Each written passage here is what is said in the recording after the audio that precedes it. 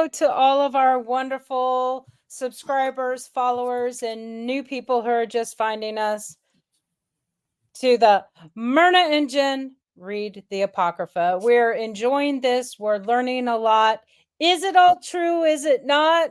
You get to decide that, but heck, Myrna and I are going to discuss it no matter what. Yeah. As always, though, we like to start our videos off here, letting you get to know us a little bit.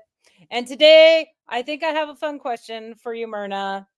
Okay. What is your most embarrassing sports moment? I know that you played sports, you did some basketball in college, and growing up, you did a lot of things. What's your most embarrassing moment? There's been a lot of embarrassing moments, but for me, the one that I still cringe at,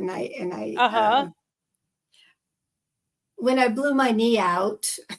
Oh, championship in basketball for Rick's College. And that was embarrassing because I was going for a drive, and well, yeah. You blew it out just running? Well, I ran into another player trying to get a charge on them because they were moving, and so I was running into them to get a charge because I wasn't at the right angle to make a basket, so I thought I could get at least a foul so that I could get some free throws. And I just hit my knee on their body just right and blew my knee out, and it kind of ended my basketball career basically, because back then they didn't like repair them like they do now for the women, because there was nothing to do. There wasn't a WNBA. College was the highest you could go, right? There was nowhere further, and so the doctors didn't really fix you, that was the end, so that you could play again, right? I finally got it fixed and played for fun, but I never was able to get back into competition. So that's embarrassing, just because I was trying to do something a simple that I probably should not have been trying to do. I probably should have passed the ball instead. Probably. But instead you ran into a girl and blew out your knee. That is right. So yeah, there you go. That is pretty fun. I can see why that would be embarrassing moment. So my most embarrassing moment was when I played softball as a kid out here in Southern California. It's called Golden Girls. That's what they called the softball organization. Yeah, league. And apparently I was up to bat, and I didn't fully, I guess, keep track of everything that was going on, because I proceeded to be on third base. And apparently I didn't realize that the girl, all I guess I saw was her running to first base. Oh, really? But she was running to first base because she got a walk. But when you don't fully pay attention to that, and it's the game and you're hyped, and she's running to first, and there was someone on first going to second, and then second was coming to third, and I was on third. So I booked it and slid home. Okay. It was a very enthusiastic. That would be very enthusiastic. I can see that. And that would have been really, really embarrassing, I would have to say. Yeah. I think I agree with that one being embarrassing. Need to pay attention. Yeah. Yes, and my team righted me like the rest of the time. Yeah, well, I probably would have too. Yeah. Thanks. Even though you're my friend, I probably would have too. I would have got mileage off that one. I would have been slide home Jen. I just like Jen just loves to slide home whenever it's available. So yeah, good times. I good hated times. sliding. You would have to really make me do it to do it. No, I like sliding. I did not. Shouldn't slide when it's a walk-in run. Yeah, no. Not necessary. So yeah. One of my most embarrassing moments in life that I still replay in my head sometimes. Well, that's interesting. You can still be my friend, though. It'll be okay. Thank you. Thank you. I'll still own you as a friend. Thanks. We just won't share that story.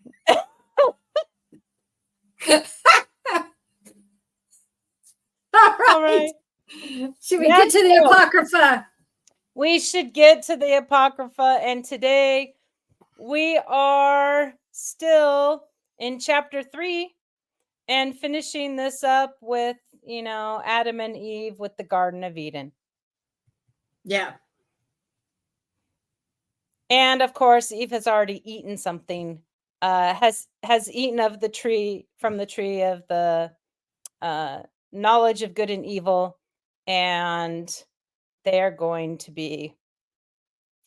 were kicked out of the garden, and there's a bunch of stuff that's finishing up happening here.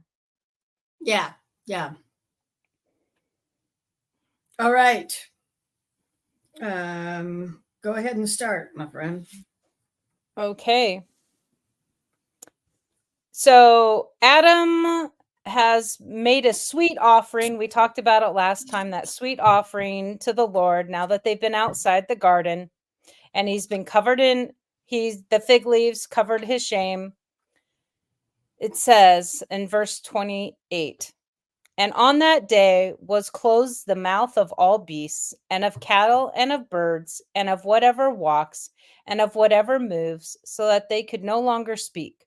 For they had all spoken one with another with one lip and one tongue.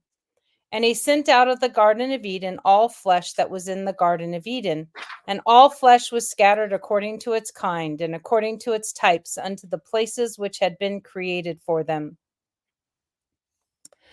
And to Adam alone did he give the wherewithal to cover his shame of all the beasts and cattle. Okay, this was interesting to learn because I did wonder if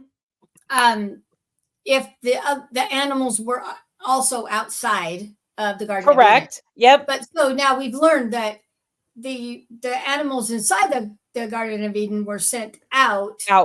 And that's what has populated our animal numbers, just like Adam and Eve populated our human numbers. Yep.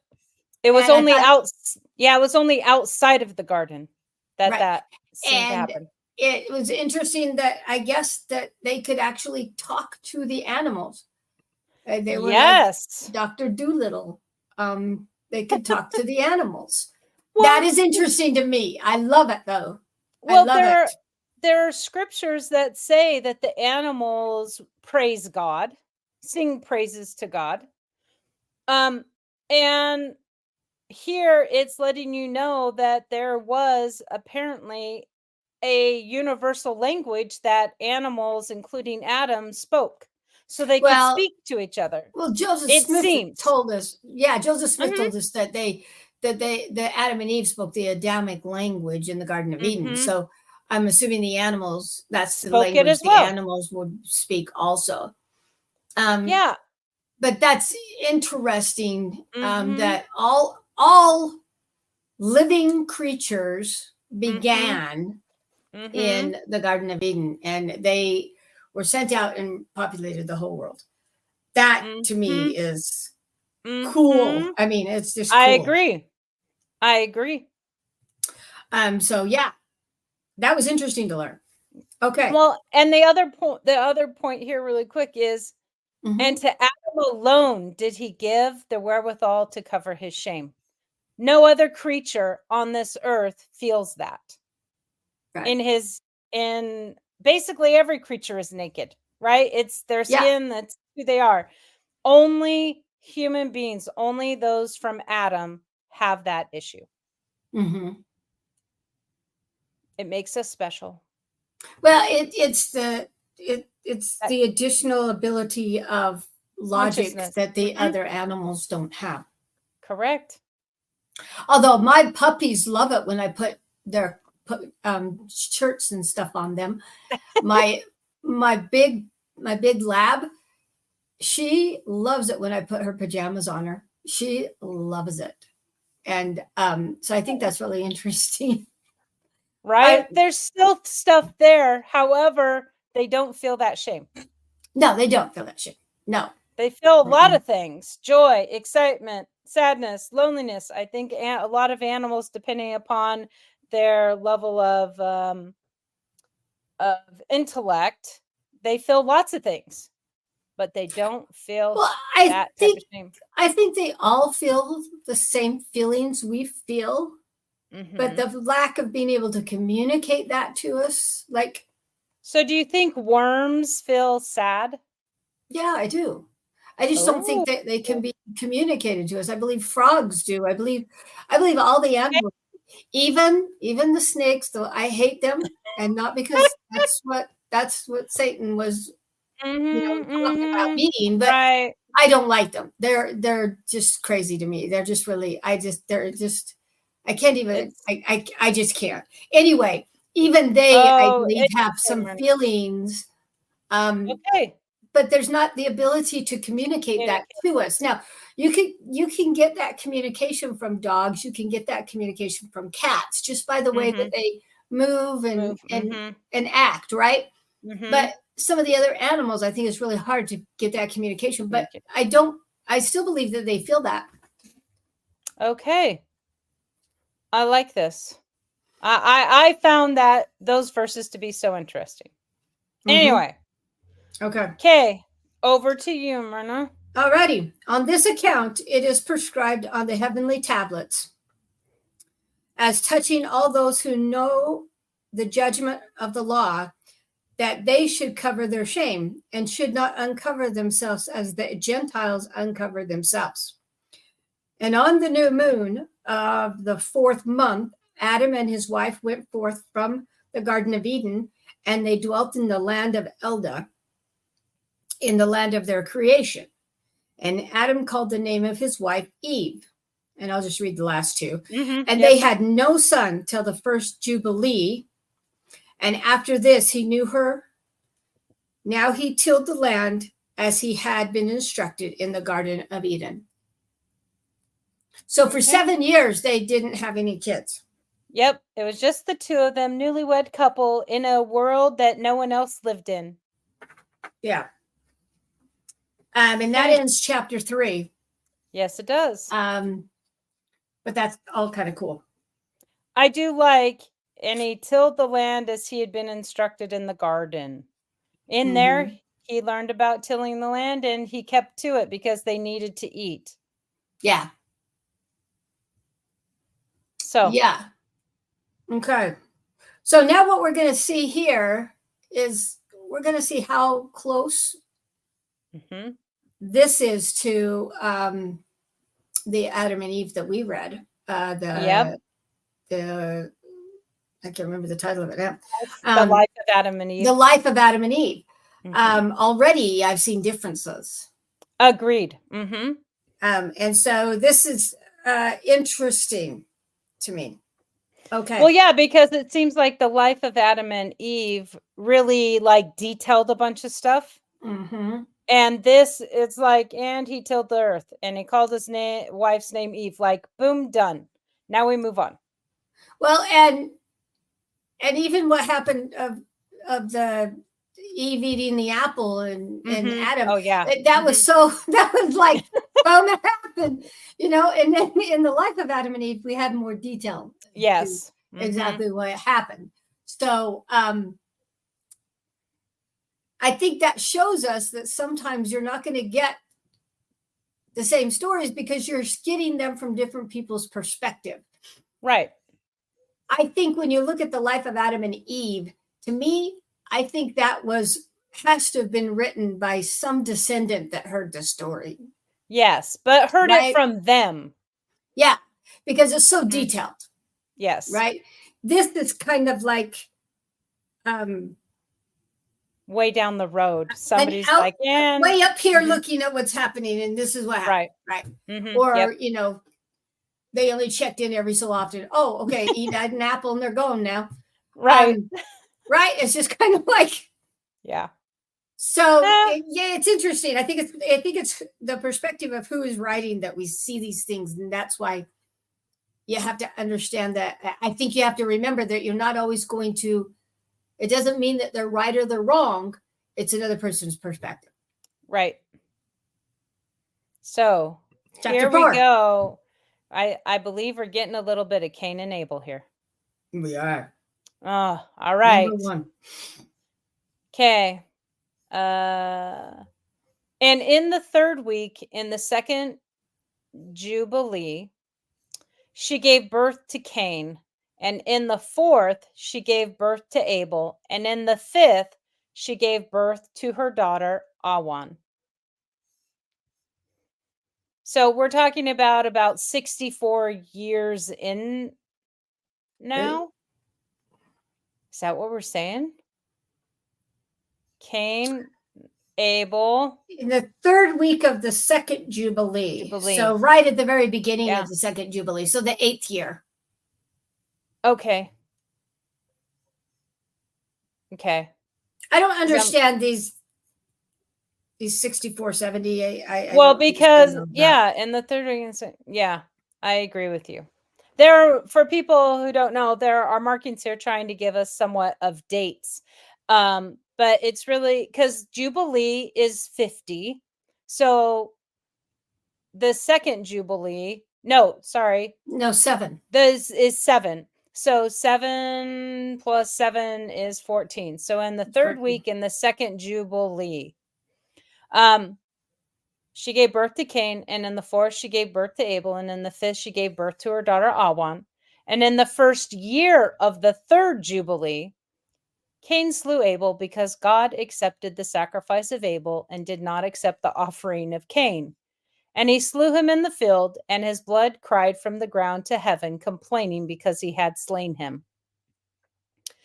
So once they had Cain and Abel, we know it doesn't say here that Abel was actually over the sheep and flocks, and Cain was over the field when it came to giving sacrifices, from what the Bible says. And Cain, well, God didn't accept Cain's, and he slew his brother Abel because Abel was accepted. This is the first moment that we get murder. And it didn't take that long, Myrna. That's what surprises me every time. It didn't really take that long for that anger and jealousy between two people to show itself and rear its ugly head. Yeah, and here again, this idea that my brain can't let go, and the timing of how they count the years. In the first part of the 2nd Jubilee, the 3rd week, 2nd Jubilee, Cain was born, right? And then the 1st year of the 3rd Jubilee, he's old enough to kill Cain, and it's over the fact that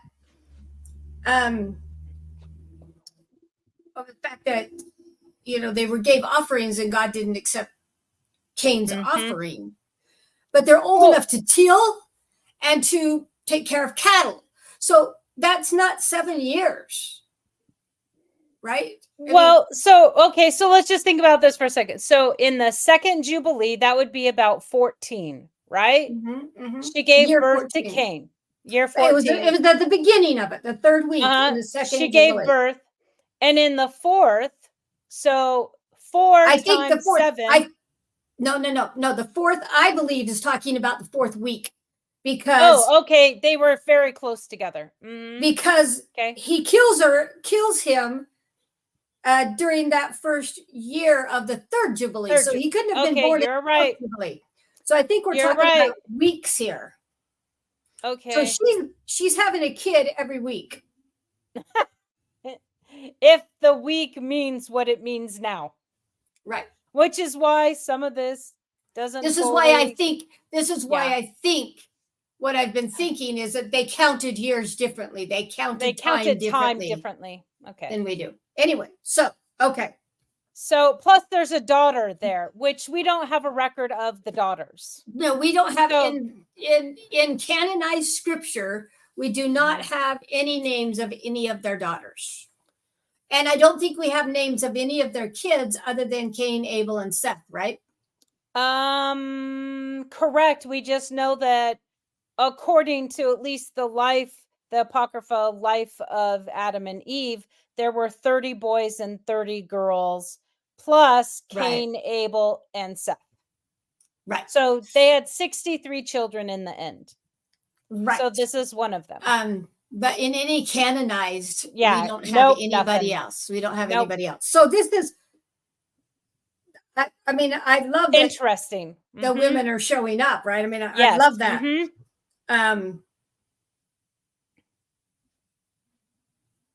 But I think this also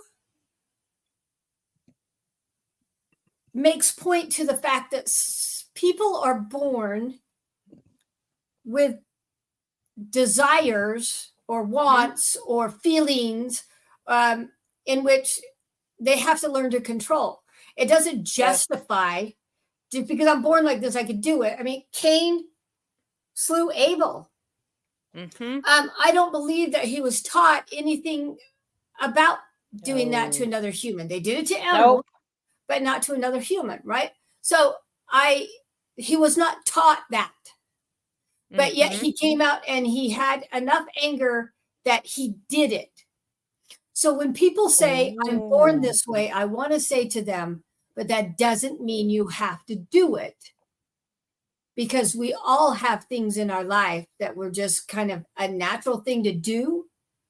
But that doesn't mean that it justifies me doing whatever I want. It's like, if this happened now, we wouldn't say, oh, that's okay. It's just it's just the way Cain is. It's fine. Right. Same with me. I had to learn to control my anger. It wasn't okay for me to get mad so fast. It wasn't. I had to learn to control it. Right. And so I think this shows this thing really blatant to me, that sometimes people have things that they have to learn to control. And yes, they're born with it, but that doesn't mean that they just willy-nilly get to do it. Well, and because of the way you phrased something right there, I realized murder really is dehumanizing someone. Oh, yeah. Because it's treating them like they're killing an animal so that they can eat. It's actually dehumanizing them. Because they're a thinking, creative, offering up things to God, which other creatures do not do in that way. It dehumanized Abel, and Cain was able to do it. So, murder, man. Yeah. Well, anyway, that's okay. A lot there. And we know that part of the reasoning why his offering wasn't accepted is because it wasn't the pure offering that he was supposed to give, right?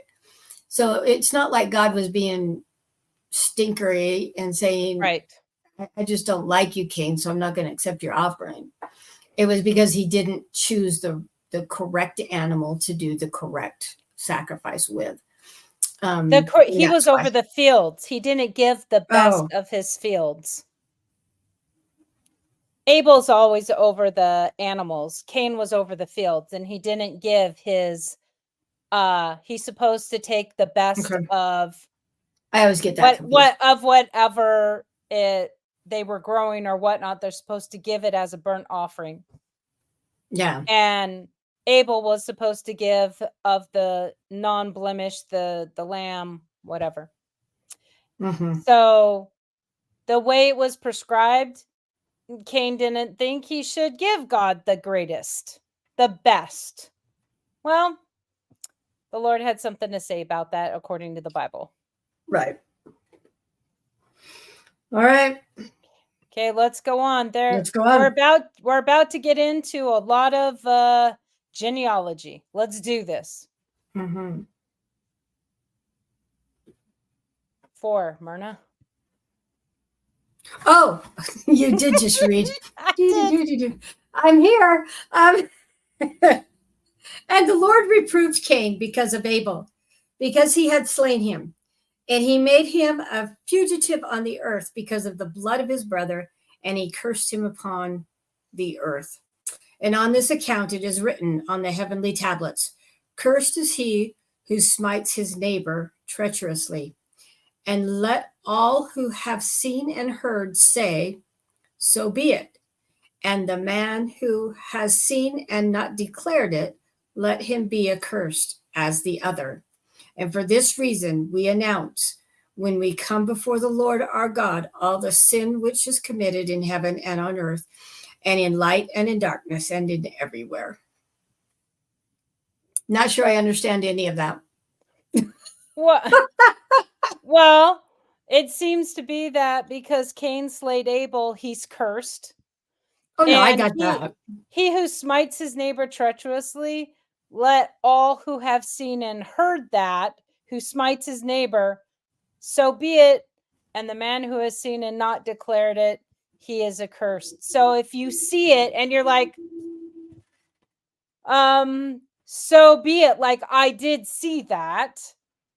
Okay, but if you just like, whatever, then you're accursed too, because you're not saying, yes, this happened and I saw it and it was wrong. That's how I'm reading it anyway. Okay. That's a good explanation. When we come before the Lord, all of our sins are out there. Yeah. Okay. So, and Adam and his wife mourned for Abel 4 weeks of years. And in the 4th year of the 5th week, they became joyful. And Adam knew his wife again, and she bare him a son, and he called his name Seth, for he said, God has raised up a second seed unto us on the earth instead of Abel, for Cain slew him. And in the 6th week, he begat his daughter Azurah. And Cain took Awan, his sister, to be his wife, and she bare him Enoch at the close of the 4th Jubilee. And in the 1st year of the 1st week of the 5th Jubilee, houses were built on the earth, and Cain built a city and called his name after the name of his son Enoch. Now, just to be clear, this is not the same Enoch where the city of Enoch goes into heaven, not the same one. But he did name him Enoch, and he did build a city and named it after his son. So, but I think it's interesting because this is the first real, you have Cain, and you know that he married his sister Azurah. So you're getting the pairings of their children together. Yeah. Because I think the Bible just says, and they went 2 by 2 into the world or something like that in Genesis. Yeah, well, I like the fact that it, we haven't got there yet. Oh. Okay, never mind. I thought we were so now we know another daughter, Azurah, and that Cain is out there with his sister, and they have had children, and they've created an actual city. And that they're living in houses now. They're not just in, some nomadic life. They're actually settled, building something. Yeah. It would be interesting to know what those houses look like. I know. Totally. What they're actually made of, right? I know. I mean, it's a building of some kind. Yep. And I'm assuming it's made of earth, to be quite honest, but I don't know. But that's interesting because we know nothing about Cain. No. All we know is that he gone, wandered right? the earth or something like that. But he actually built a city, and he was obviously not put off from the family. because they knew what he was doing. He took his sister for wife, right? Mm-hmm. So he still had some interactions with the family. It seemed like he got thrown to the wolf, so to speak. Mm-hmm. But it looks like there is some type of an interaction with the family, at least enough to get a wife. Correct. Although, I mean, he could have taken her when he left, but they know that there is a city because here's a written record of it. This is what happened. Well, this happened in the close of the 4th Jubilee, and he killed his brother at the beginning of the 3rd Jubilee. Okay, so it's been a little while. So yeah, you're right. There's still some interaction. There has to be interaction, or maybe she's left the family too. She right. Somehow, but somehow he's able to still have an interaction with one of his siblings enough to marry them, right? Yep. Mm-hmm. So and let's just say it'll be interesting to one day get to meet the woman, if her name really is Azura, who decided, out of everyone right now, Cain's the one I'm going to marry. I don't know about her man choices. But how many choices did she have? Well, it's kind of like this, maybe. And I'm not saying this is the way it is, but maybe because she was the oldest daughter and he was the oldest son, maybe they just decided that would work out. No, because she isn't. Alwan is the oldest daughter. Azura was the second daughter. Yeah, he took Alwan. No, he took. Oh, he took Alwan. He took Alwan, the first daughter. Oh, okay. There you go. Oh, yes, it's Alwan. Yes, he took the oldest. So maybe that is it. They were the oldest kids, and they went off together. You're right. Okay. So yeah, I don't know. Like I think said, that might be what it is. Wait, we'll read the next, and I think that might be what it is if you read the next one. And it's just interesting that there weren't a lot of people to marry. Your choices were not. There weren't a lot of choices like we have today. Yeah. I mean, so. I mean, now we'd say, the government would say you can't do that now. Yeah. But back then, that's what they did. Here we go. Go for it, Myrna. And Adam knew his wife, and she bare him yet 9 sons. And in the 5th week of the 5th Jubilee, Seth took Azura, his sister, to be his wife. And in the 4th year of the 6th week, she bore him Enos. He began to call on the name of the Lord on the earth.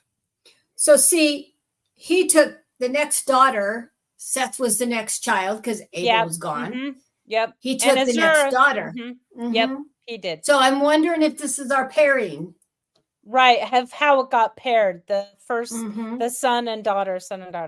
Well, I think we're going to find some interesting stuff out here. So, and then he begins to, call on the Lord and do the things which Adam probably has taught him to do, which Cain, they didn't say that about Cain, so I'm assuming Cain doesn't do that.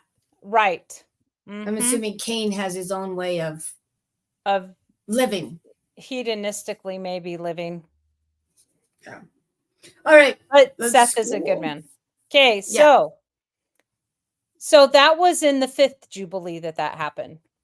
And in the 7th Jubilee in the 3rd week, Enos, so Seth's son, Enos, took Naom, his sister, to be his wife, and she bare him a son in the 3rd year of the 5th week, and he called his name Kenan.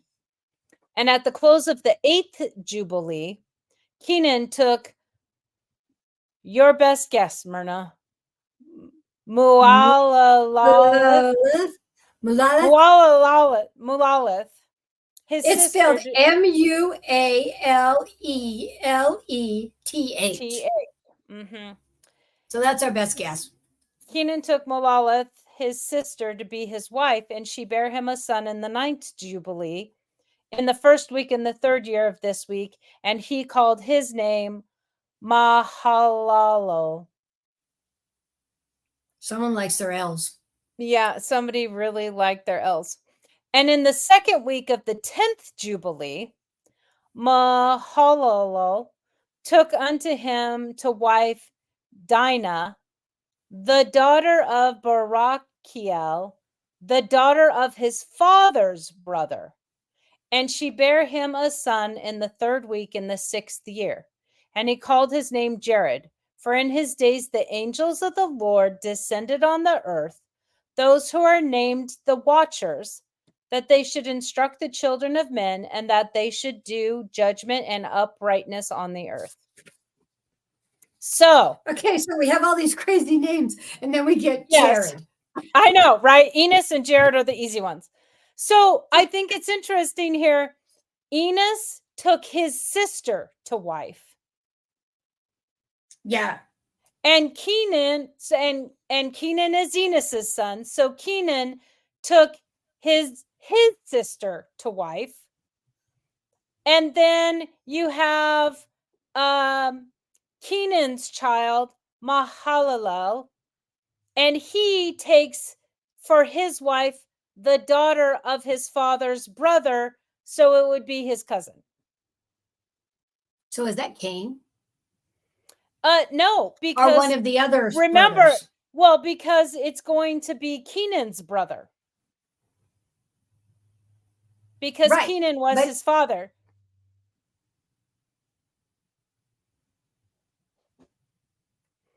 So Kenan took his sister Mahalath to wife. So Kenan had other brothers and sisters from Enos, or at least one other brother, because he took his cousin to wife. I was going too far backwards. Okay. Yes. Right? That's why I was like, okay, we're going to get some generations. So even within their own, they're marrying within their own generations, is what it seems at this point. Because if we go back now to we're starting to marry other cousins. Yeah, starting to marry cousins or cousins, maybe. So far, that's the only. That's the only version. A cousin. I guess it would be cousins, or maybe it would be. So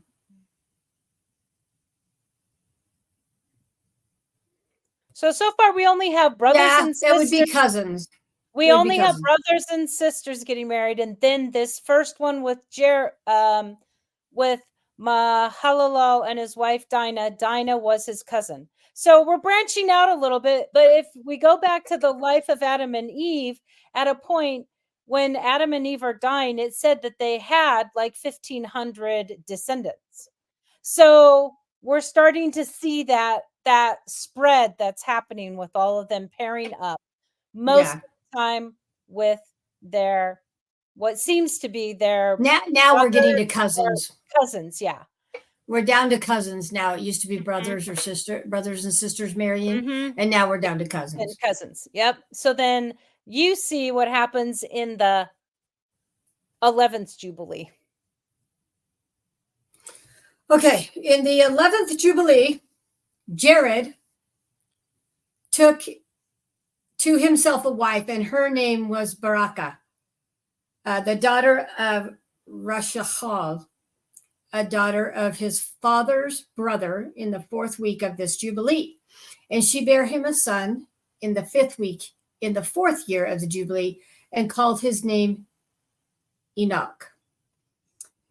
And he was the first among men that are born on the earth who learnt writing and knowledge and wisdom, and who wrote down the signs of heaven according to the order of their mouths, or their months, in a book, that men might know the seasons of the years according to the order of their separate months.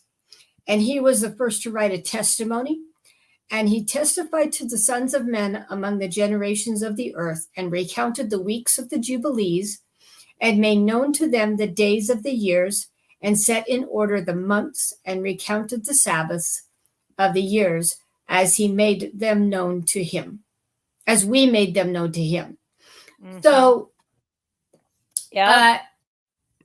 he was a busy beaver, Mm-hmm. and obviously was really good at inventing a writing system. Yes. And that, in counting that, Jared is the 6th generation from Adam. So it went Adam, Seth, Enos, Kenan, Mahalalel, Enos, Kenan, Mahalalel, and Jared. So actually 5 generations. Adam, Seth, Enos, Kenan. Yeah. Mahalalel and Jared. So it took that long for writing to start to occur. And it tells us he must have been a very righteous person. Yes. Because at the end it says, and the Sabbaths as we made them known to him. And I think this is people in heaven that they're talking about. Yes. Well, it says that the watchers came down. Yeah, it's whatever the watchers are that taught him. And I think someone coming from heaven, you'd have to be a pretty good person, I would think. I don't know. We'll see, I guess. But yeah. So he's the one who did all of the first bits of writing, talking about the stars and how they work, and talking about the Sabbaths and all of those types of things. And so now I'm guessing now, I guess I'm relating this to something else we read earlier in Jubilee. It said that they took the finger of God and wrote on the tablet, or the person, it was an iron tip or whatever, and he wrote. Well, now you know why that happened, because they didn't have writing. Yeah. They needed help in writing it down because they didn't have it yet. So it took a while. Yeah. But they got help from above. So they were multiplying and learning and growing and tilling the earth. And now finally we have writing. I love it. Go, Jared. Yeah. Well, it wasn't Jared. It was Enoch. Sorry, Enoch. Sorry, is Enoch who did it. His son, Enoch. Correction. I love it. So they're still getting some help from the watchers, I guess is what they're calling them. Okay, and I'm going to go into the, do you mind if I go into the weeds really far, Myrna? Absolutely. We always go in the weeds. It's usually me taking us there. There are people, well, there are lots of people who believe these ideas that ancient aliens came down to Earth and imparted knowledge to the human race. So I'm wondering if these days people call them ancient aliens. In reality, they were angels from God that just came down to impart this knowledge. Yeah. It's not that they're aliens from some other world. Perhaps it's more simply they're an enlightened being because they came from God. Yeah. Just throwing it out there, because there's a lot of talk of the Anunnaki people, of all of these different races, and they brought this knowledge. All right, if that's your belief, that's your belief. You know, everyone gets to have them just like I get to have mine. But I can see how those could be the game of telephone again. Yeah. Right? Yeah. Like we now have ascribed something to it, but really they were just angels that came down to help mankind. Yeah. My 2 bits. Well, I've kind of read ahead. This should be interesting. Okay, go ahead. 19. And what was and what will be, he saw in a vision of his sleep. We're talking about Enoch. As it will happen to the children. Enoch. Sorry, Myrna. Correct me every time. I will try to improve. Well, that's different than Enoch, though. Enoch. Yes. Yeah. It is a different person. I have a California speech pattern, so we throw endings off of everything. Okay. As it will happen so he saw in a vision of his sleep, as it will happen to the children of men throughout their generations until the day of judgment. He saw and understood everything and wrote his testimony and placed the testimony on earth for all the children of men and for their generations. And in the 12th Jubilee, in the 7th week thereof, he took to himself a wife, and her name was Edna, the daughter of Daniel, the daughter of his father's brother. And in the 6th year, in this week, she bare him a son, and he called his name Methuselah. And he was moreover with the angels of God these 6 jubilees of years. And they showed him everything which is on earth and in the heavens, the rule of the sun, and he wrote down everything.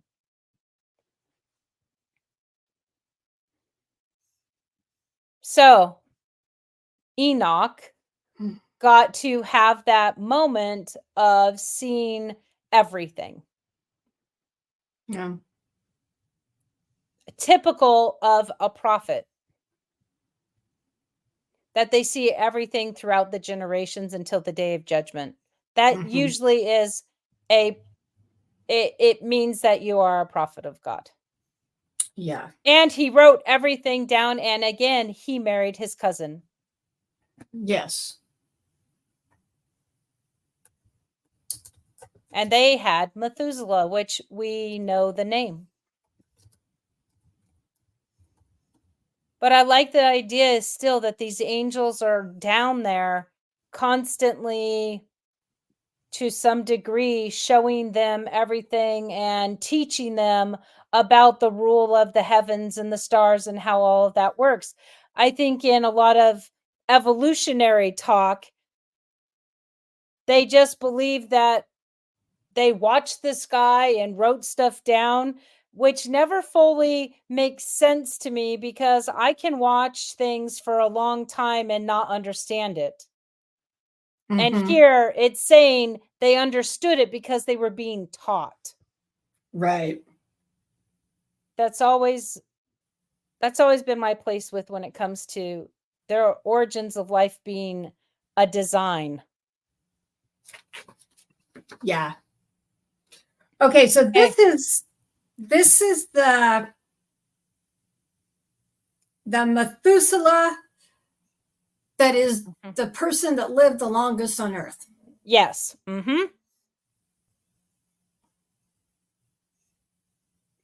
Wow. And this Methuselah here, right? And he was moreover with the angels of God. So saying it that way makes me think that he was hanging out with angels more often than other people. He was getting this knowledge and understanding. Yeah. Interesting. Yeah. Okay. Continue if you'd like. Okay. And he testified to the watchers who had sinned with the daughters of men, for these had begun to unite themselves so as to be defiled with the daughters of men. And Enoch testified against them all. And he was taken from amongst the children of men, and we conducted him into the Garden of Eden in majesty and honor. And behold, there he writes down the condemnation and judgment of the world and all the wickedness of the children of men. And on account of it, God brought the waters of the flood upon all the land of Eden. For there he was set as a sign that he should testify against all the children of men, that he should recount all the deeds of the generations until the day of condemnation.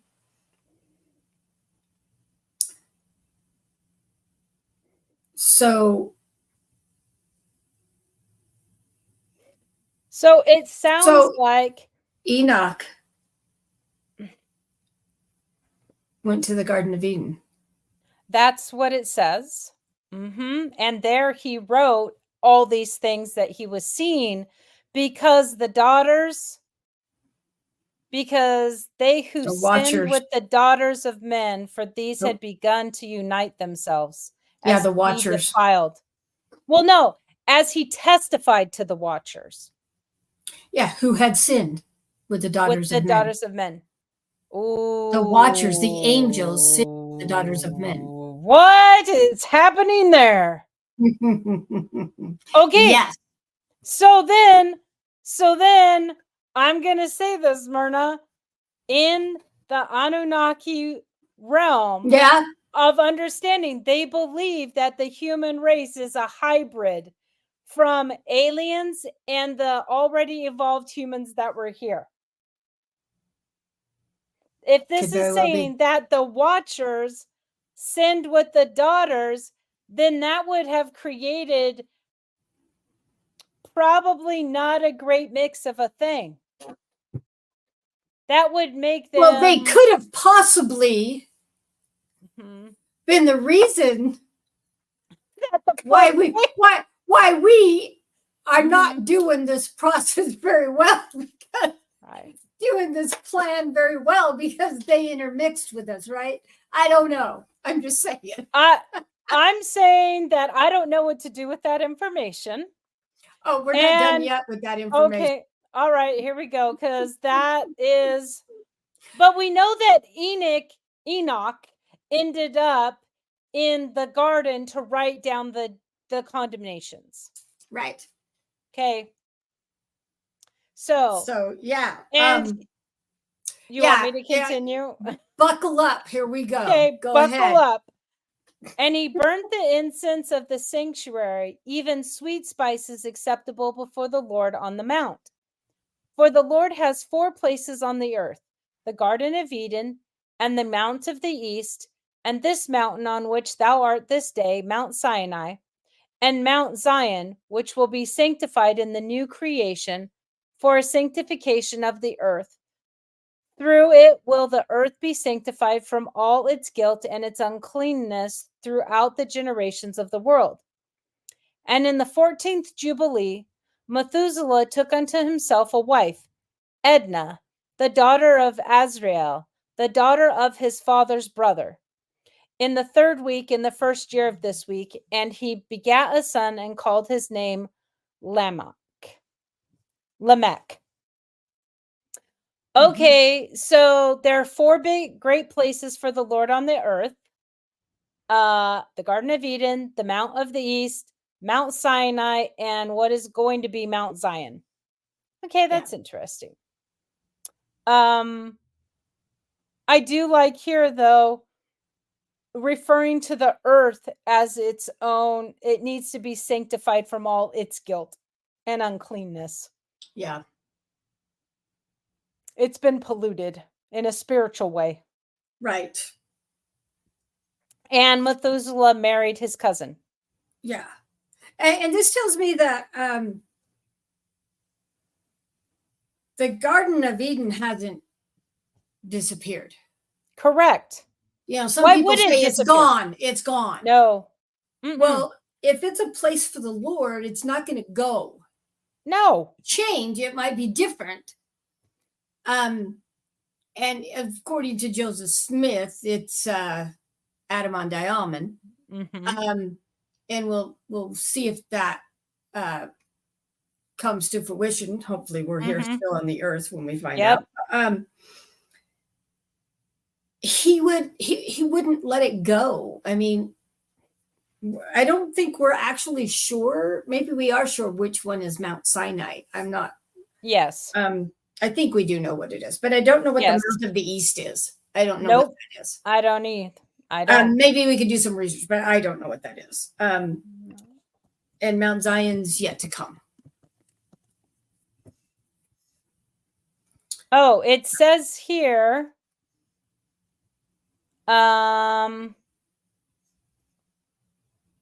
Maybe we'll find something out about it.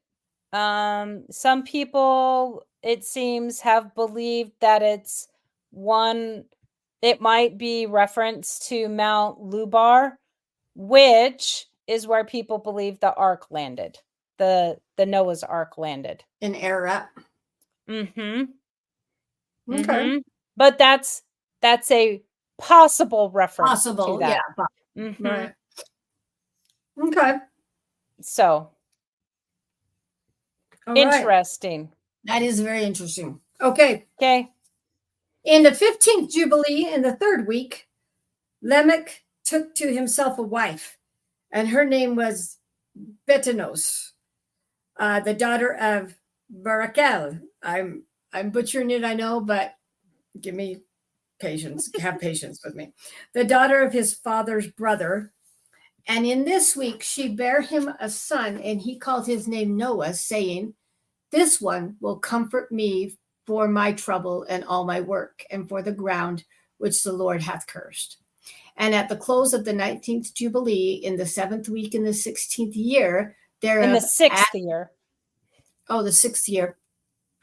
Thereof Adam died, and all his sons buried him in the land of his creation, and he was the first on the earth. Mm-hmm. And he lacked 70 years of 100 years, of 1,000 years. So 930. Yeah. For 1,000 years are as one day in the testimony of the heavens. Therefore was it written concerning the tree of knowledge, on the day that ye eat thereof, ye shall die. For this reason, he did not complete the years of this day, for he died during it. Oh my gosh! I love that. I read that and I didn't even sink in. So here we kind of get a little glimpse of God's timing. Mm-hmm. One day is 1,000 of our years. And he could not last 1,000 years because he was told he would die the day that he ate of the fruit. So he had to die before he hit 1,000 years. Okay. Which means Eve shouldn't be too far behind. Right. She shouldn't have. Which is why make it to 1,000 also. Correct. Because she was told the same thing. Yes, she was.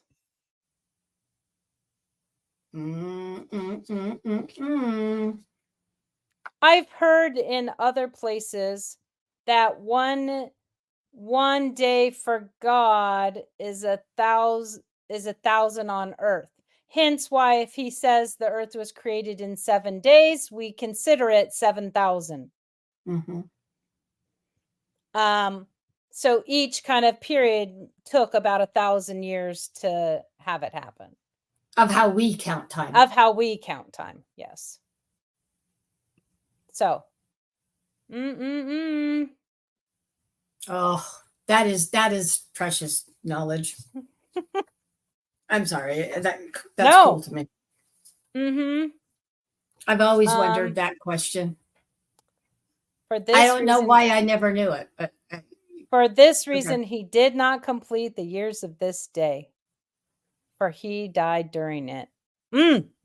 You're right. That one's a good one, Myrna. Because he said, on the day that ye eat thereof, ye shall surely die. And it was true. It was true. Because it's according to his time. Not our time. Our time. And that is what happened. I love it. Okay. Finish us off. See, God keeps all his promises. At the close of this Jubilee, Cain was killed after him in the same year, for his house fell upon him. I know.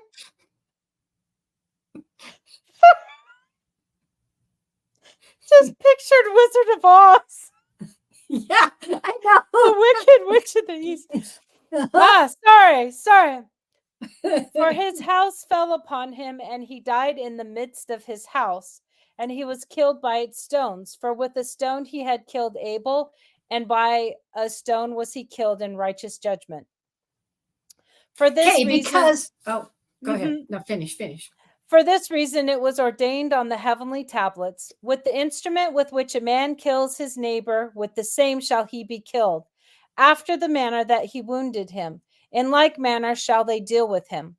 And in the 25th Jubilee, Noah took to himself a wife, and her name was Emzara, the daughter of Rachiel, the daughter of his father's brother.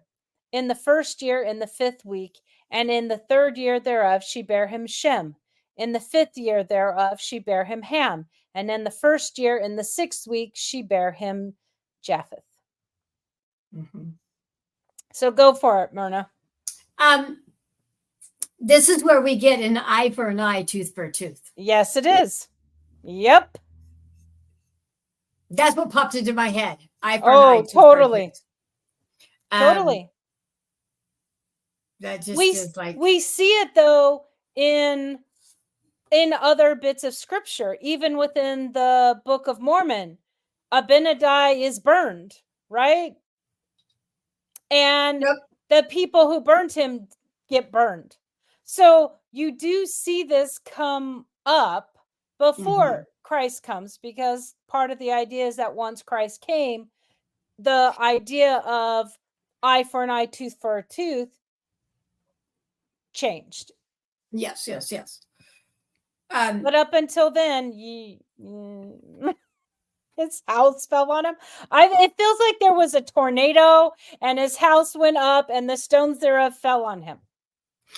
Yeah, that answers my question of what they were made of. They were made of stones. So I'm assuming, that's true. I'm assuming they're just rocks that they have collected, because I don't think they know how to make bricks or stones or what, they don't know how to make them. I'm assuming they just put rocks up, because they knew how to make. Well, a long time ago, when they would make fences, actually they were made of rocks. They would just pile rocks up for a fence, right? So I imagine it's kind of like that. I'm imagining. Well, I think my question from this is, did the Watchers talk to Cain or just to I guess the more righteous side of people? Yeah, because we're not hearing stuff. We're not hearing anything else about Cain. Right. So he obviously figured out a way to build structures, and now we know somewhat out of stone. How much more complex was it? Did they have like a form of concrete, or I don't know, but knowledge was being brought to the earth. So, but stone structures are the most stone structures with some timbers over the top with earth.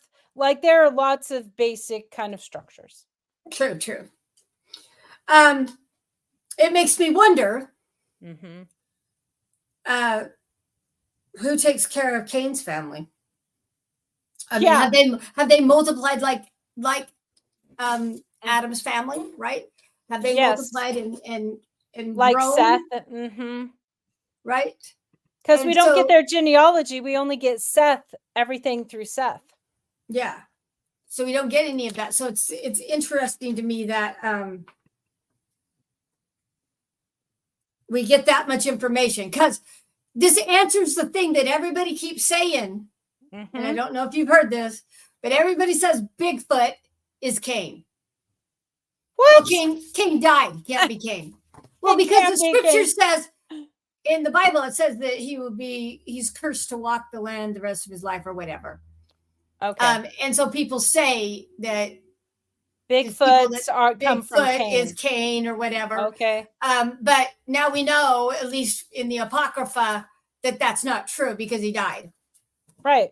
If the Apocrypha is true in this telling, Cain has died. And I'm just going to say, when you're looking at stories being fiction or truth is always stranger than fiction.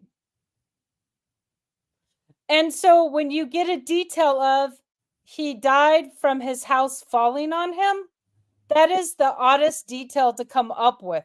I'd rather have him be Bigfoot roaming the earth, right? But here it's like, I couldn't write that. How does Cain die? The guy who did murder on the earth. What would you think? I did not picture a Wizard of Oz moment. Yeah. No, I didn't either. Right? No. And I remember there was one, oh gosh. I would have to research to find out who it was again, but one of the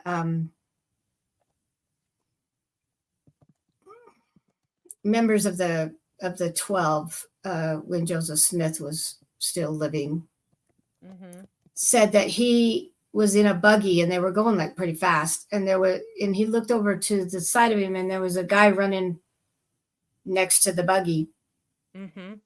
And he was a very dark figure, and he looked at him, and from what he said to him, he realized this was Cain. And so I don't know if that is how, but he didn't like say that he was still living or anything, but whatever. I don't remember the whole story, but that he said that was Cain. I don't know if that started this rumor or if it just came from Bigfoot. If it just came from, people that are interested in Bigfoot.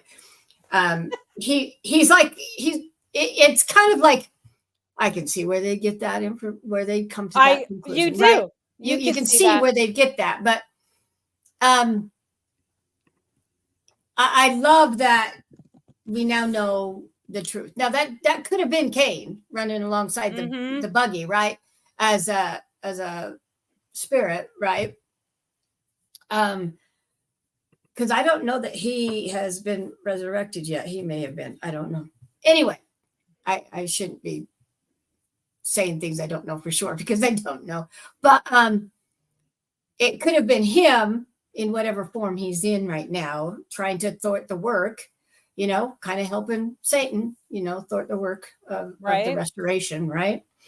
But I think that's I would like to know if that's true. And, I don't know how we could.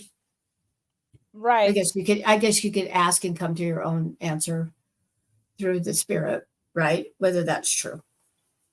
Correct. That this is really what happened to Cain. And we believe that as members of the Church of Jesus Christ of Latter-day Saints, that you do have that opportunity to approach God with this and come to truth.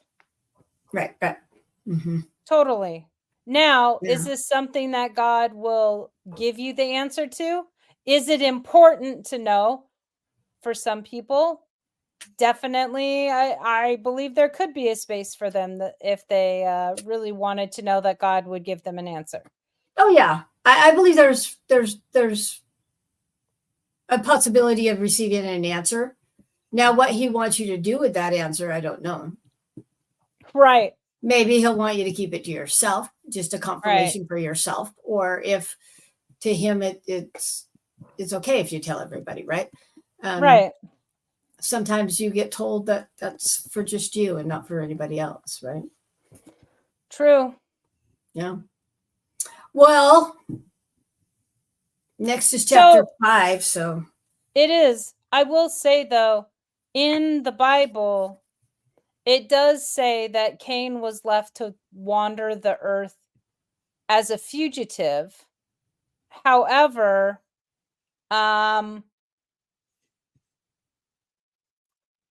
does that mean he was left to walk the earth forever? He was left to wander it, and he did, even though he built up a city unto himself. He did wander away from his family, right?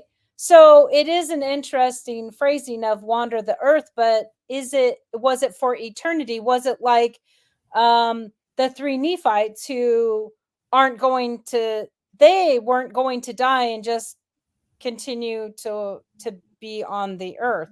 I find it just interesting that there is a moment here where he dies. So, and then Joseph Smith. So what do you do with information? Well, one, we're not saying the Apocrypha is true doctrine. We're saying it was written and it leads to questions. And if you want more answers to those questions, by all means, go searching. Learn and grow and understand. Always my idea of a good time. Because I'm learning, growing, and understanding things and asking more questions because of this, Myrna. This is fantastic. Yeah. I love it. I am learning so much, and even if it's just stuff that is for me, right? Because obviously, I'm not going to stand up in church and share it in class or talk about it in talk or anything like that, because we have been given truth that this is truth, right? Right. But it is something interesting and something to talk about with my friends, right? Yep. Just for fun. So I love it. All right. And awesome. And what a climax to the story of Cain. Yeah. Sorry, I laughed so hard, man. It was so Wizard of Oz. It's just too much Wizard of Oz. He's been made this big thing, and that's how he died. Okay. Anyway. Yeah, boom. Well, I think we're done for today. Yes, we are. Okay. So, everyone, what do we need? Like and subscribe, right? Absolutely. If you're enjoying this, comment. We would love to know what you think of all of these ideas. We'll take everything from crazy to doctrinal. Like, I would just love anyone to engage here. And we're still trying to come up with a catchphrase. We haven't, except for maybe, and tell us what you think of it, Apocryphal rules. It absolutely does. Thanks, guys, for coming. We'll see you next week.